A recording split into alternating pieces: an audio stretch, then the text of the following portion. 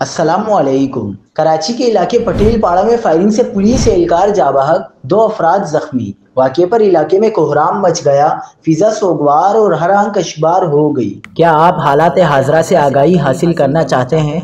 खबर के पीछे छुपे असल हकाइक जानना चाहते हैं तो अभी सब्सक्राइब कीजिए जिलमिल पाकिस्तान को और साथ ही घंटी के निशान पर क्लिक कर दें। आपको बताते चले कि कराची के इलाके पटेल पाड़ा में नामालूम मुल्जिमान की फायरिंग से एक पुलिस एहलकार जाँ बहक और 2 अफराद जख्मी हो गए। पुलिस के मुताबिक तीनों अफराद होटल पर खाना खा रहे थे। मोटरसाइकिल सवार हेलमेट पहने 2 मुल्जिमान ने उन पर फायरिंग की।